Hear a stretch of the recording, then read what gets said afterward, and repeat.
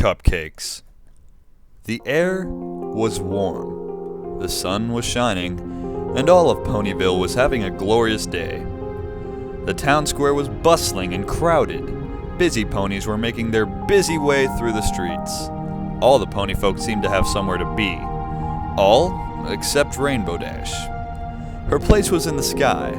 She freely tore through the air, speeding one way and the next. She buzzed the treetops and raced the wind. The Pegasus swooped over a schoolyard, much to the delight of the children. Climbing several hundred feet, she dove, going as fast as she could. Seconds before hitting the ground, her wings flew open and she took off back into the clear blue. Rainbow felt alive. Then she remembered that she had somewhere to be. She's supposed to meet with Pinkie Pie in 5 minutes. She'd gotten so caught up in her exercises that she nearly forgot. Pinkie had asked Dash to meet her at Sugar Cube Corner at 3. She didn't say why or what they'd be doing, but Dash knew that with Pinkie, it could be anything. She wasn't sure if she really wanted to go, though.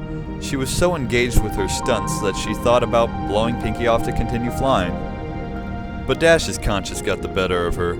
She knew that it would hurt Pinkie's feelings. After all, she said it was going to be something special just for the two of them. She considered it and thought, why not? What did she have to lose? Heck, it might be more pranking. Pinkie might have found a bunch more fun stuff to pull off on folks. They'd had so much fun the last time.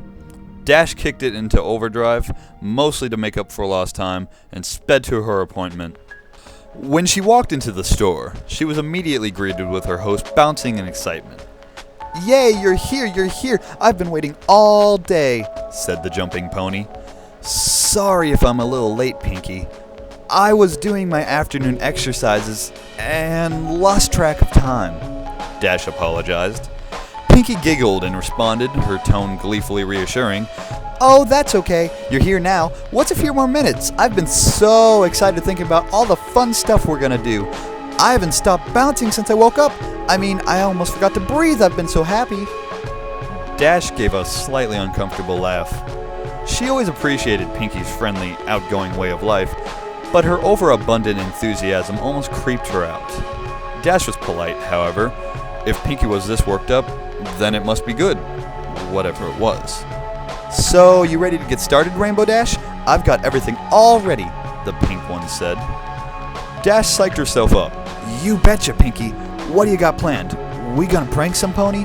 I got a couple of good ones I've been thinking about. Or maybe you got some stunts you think I should try. Or maybe baking cupcakes," Pinkie happily announced. "Baking?" Dash was disappointed. "Pinkie, you know I'm not good at baking. Remember the last time?" "Oh, that's not a problem at all. I only need your help making them. I'll be doing most of the work," Pinkie explained.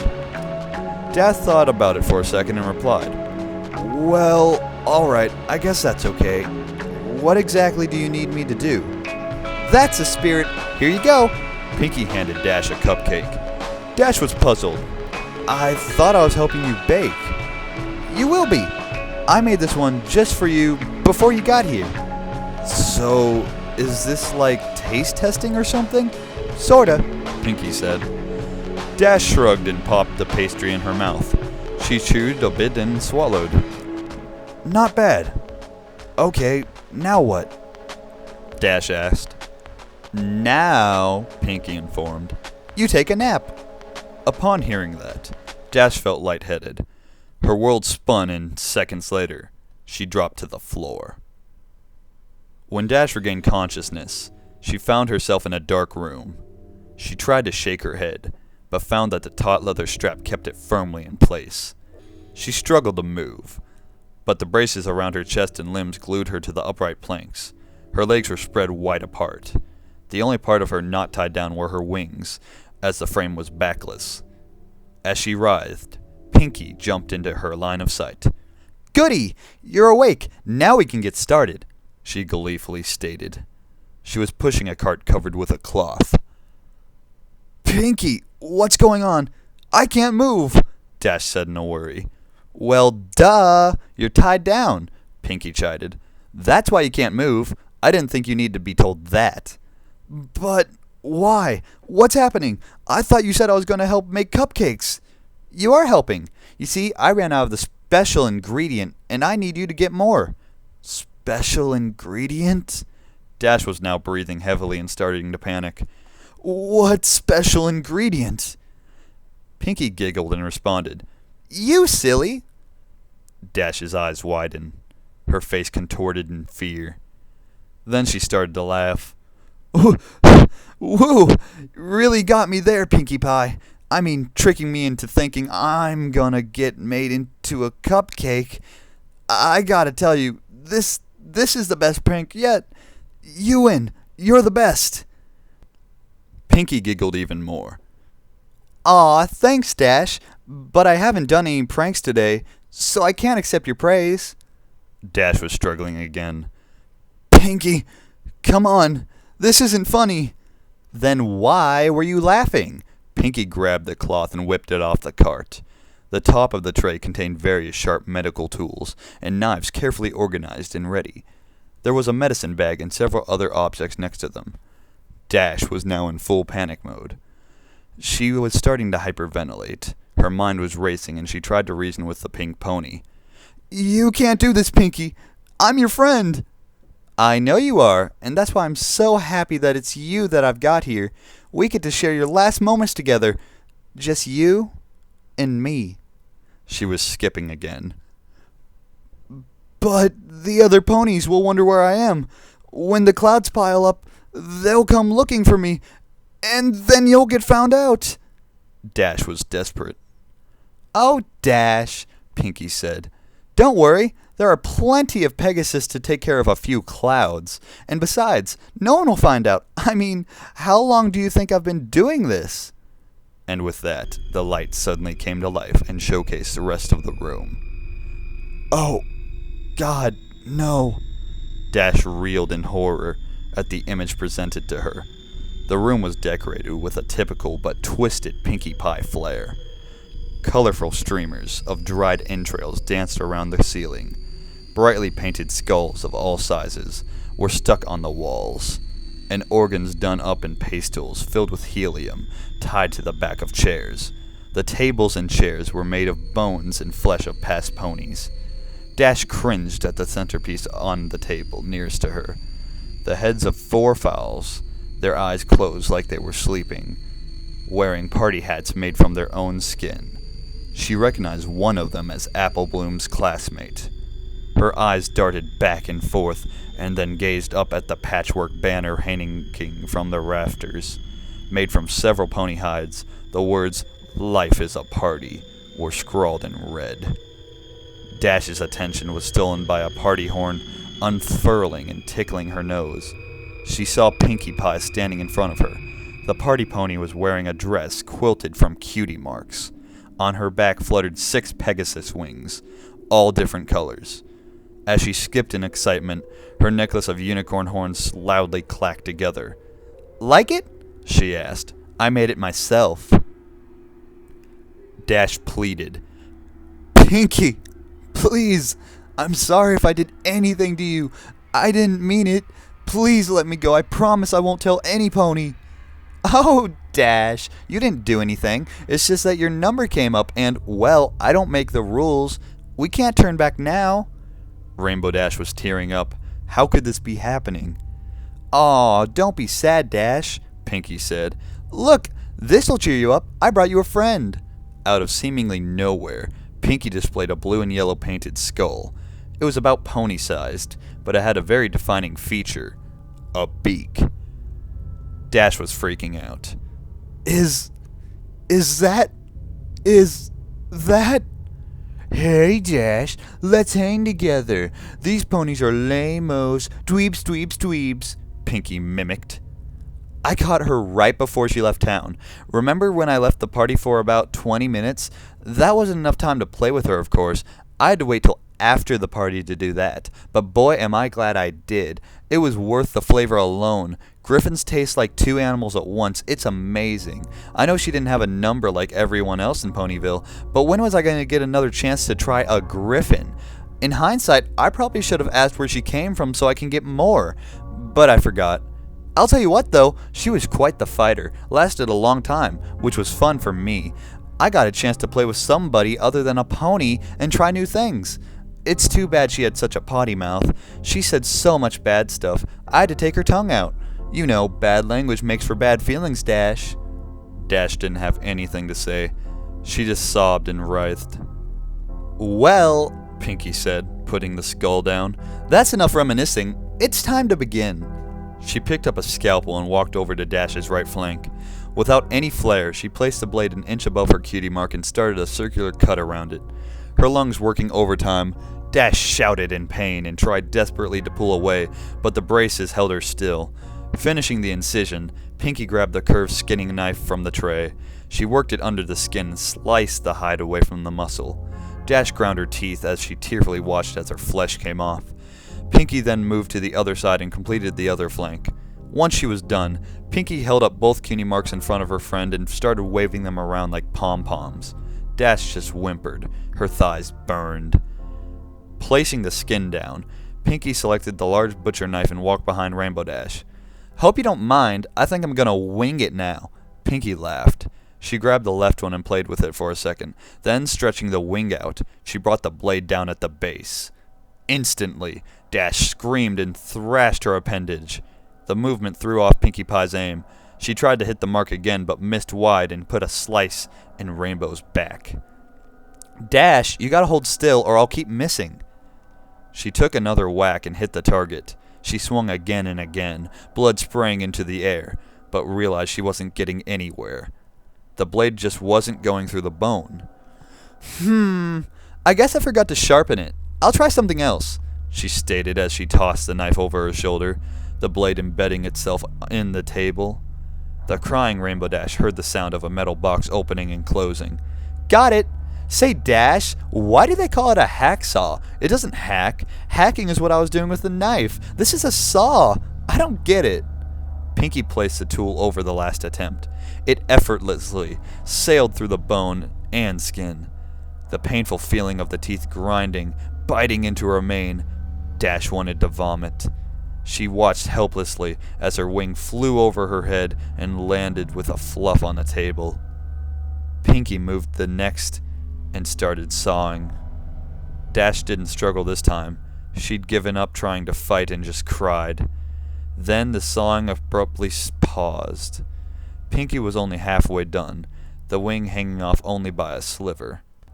Hey Dash, she piped up. Think fast! Suddenly, she yanked the wing as hard as she could. The bone snapped, but the skin held tight. The pull ripped a long strip flesh down Dash's back to her rump. The unexpected trauma caused her body seize. She felt the warm release between her legs as her pelvis tensed up. Dash's loud, unending melody of pain filled the room. Unable to catch her breath, she blacked out. She awoke with a gasp. The stench of her urine filled her mucus-caked nostrils. She saw a very pouty Pinkie Pie removing the adrenaline needle from her chest. Stomping her hooves, the frustrated Pinky lashed out. Didn't anyone teach you any manners? It's very rude to fall asleep when some pony invites you over to spend time with them. How would you like it if I came over to your house and went to sleep?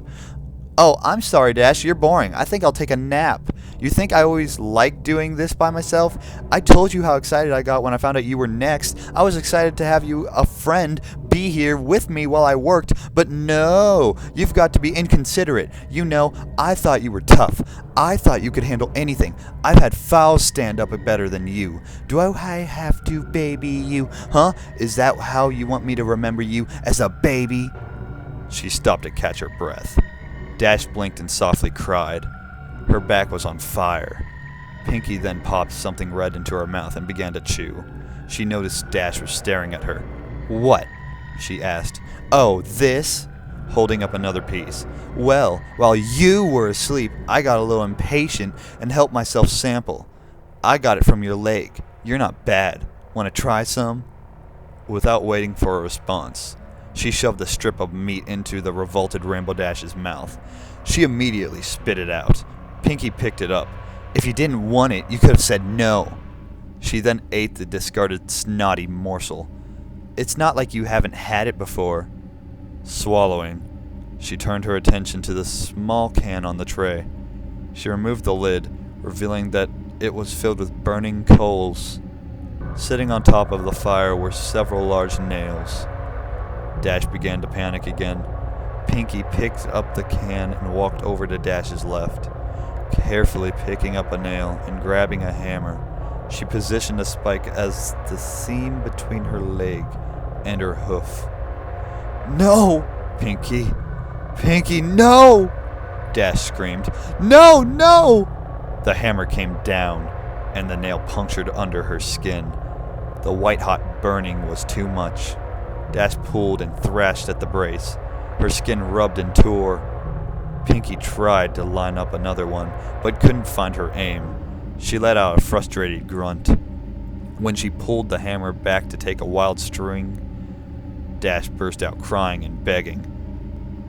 "Please stop! Please, please stop!" Pinky rolled her eyes. Putting the hammer back down, she walked back in front of her friend. She stared pensively at the broken Pegasus. "Gilda didn't even cry this much when I stuck that live Parasprite down her throat." Pinky thought for a minute about what to do next. Then there was a sudden spark in her imagination. She grabbed the gear wheel off the rack and laid Rainbow Dash on her back. She moved to Dash's hind legs, bringing the can with her. Pinky picked up the hammer again and she drove a searing piece of metal into the bottom of Dash's hoof. Dash screamed again. Pinky put one into the other hoof. Next she located the small generator on the tray. Tying the copper wires to the nails, she gave Dash a wink and flipped the switch. Electricity rocketed through Dash's body. The blue pony reacted immediately. Body seized, muscles stuck taut. Her hips thrust skyward and her eyes rolled back. She let out a deep, throat-shredding cry. Pinky giggled and danced in place. She turned up the juice. Dash convulsed uncontrollably. Her bladder emptied once more. After about 5 minutes, Pinky shut off the power. The area smelled lightly of cooked flesh and burnt enamel. She put Dash upright again and tried to snap the delirious and drooling pony back to attention. "Dash! Dash! Wake up!" Rainbow Dash managed to give her a modicum of weak acknowledgement. Pinky reached into the medicine bag and produced a large syringe. "All right, time for the last round." Dash looked at the needle, and Pinky took that as a question as to what it was. "Something to take the pain away," she informed as she walked around to Dash's ruined backside. She stuck the needle into the lower part of her spine. Dash flinched. Coming to the front again, she told her friend, "In a few minutes, you won't be able to feel anything below your ribcage. Then you'll be able to stay awake to watch the harvest." Dash started to cry again. "Pinky," she trembled out. "Yeah?" "I want to go home," Dash openly sobbed. "Yeah, I can see wanting to do that," the party pony replied. "Sometimes, I just want to give up, say I'm done with this mess, and go to bed. But you know what? You can't shrug off your responsibilities. You got to pull yourself up and meet the challenges head on. That's the only way you're going to get ahead in life." Dash cried. Minutes passed and the drug took effect. Dash was numb from her chest to her flanks. Aware of this, Pinky approached with her scalpel, with only a smiling glance to Dash. She made a long cut across her pelvis just above her crotch. Moving up her body, she drew a similar incision under her ribs. One final cut was made down her stomach, connecting the first two. "Looks like I got my eye on you, Dash." With a moist, gooey sound, the new door flapped open. The sight of her own organs and the lack of feeling caused Dash's breathing to intensify. Pinky sliced open the abdominal sac and grabbed the large intestines, separating it from the rest of the digestive tract and pulling them from the forming cavity. Pinky was getting jovial and starting to make jokes. Dash, growing weaker from the new source of blood loss, tried to shut out the comedy act. Pinky was laughing. "Look at me! I'm Rarity," she said, slinging the tube around her neck and spreading blood in all directions. "Isn't my new scarf so pretty?" Reaching back in, she cut the smaller intestine off the bowels, squeezing out the excess excrement. Pinky filed it through her teeth and dragged it back and forth. "Dentists say you should floss every day, Dash." Rainbow Dash was barely aware of what was going on anymore. The shock was causing her to fade. Pinky got disappointed. Diving back into the guts, she ramped up her routine. "Aw, don't go yet, Dash." She started pulling out the rest of the organs, stopping at each one. "I know I can be a real pancreas, but you know I'm just kidney with you. You really got to learn to liver it up. Boy, these jokes are getting bladder. Guess you gotta develop a stomach for them." She placed the discarded body parts into a bucket, keeping the last one for a bit longer. "Ooh, bagpipes," she said, placing a tube in her mouth and then the organ in her armpit. A spurt of acid hit her tongue. "Ew. Oh, hey, there's your cupcake, Dash." Dash didn't hear her. She had slipped from consciousness minutes ago. Pinky, not satisfied yet, hit her with another adrenaline shot. Dash woke up for the last time. Her heart jumping, her blood flowed out faster. It wouldn't be long now. Pinky put Dash on her down on her back and straddled her chest, scalpel at the ready. "You know, Rainbow Dash, I'm disappointed. I thought you would have lasted longer. I really wanted to spend more time with you before we got here. But I guess it's my fault. I should have taken it a little slower. Oh well. It was really nice knowing you, Dash." The blade sunk into the blue one's throat and worked its way up her chin. Coming back down, it circled around her neck. The last thing Dash felt was her skin being cut away from her skull, the metal scraping her teeth. Then she was gone. Pinkie Pie stared into the mirror. She did a really good job, even keeping the eyelids. She winked, Dash winked back. Pinkie smiled. But still, she was sad that her friend was now gone. It only lasted 50 minutes, not nearly as long as she wanted. She looked back, the cadaver hanging there in the center of the room, the last of its fluids draining into the pan. Yep, no more Rainbow Dash. Then Pinkie cocked her head. She was starting to take notice of the fact that there really wasn't that much damage. In fact, she began to think, I think... An idea exploded into her head. She was good at sewing and she had all the pieces. All she had to do was put her back together. Yeah, just get some stuffing and bingo, she'd have Rainbow Dash forever. In fact, that's what she'd do for all her friends when their numbers came up. She was so excited, she skipped over to the body with the scanner to get started. The cupcakes can wait. Pinkie had a friend to make.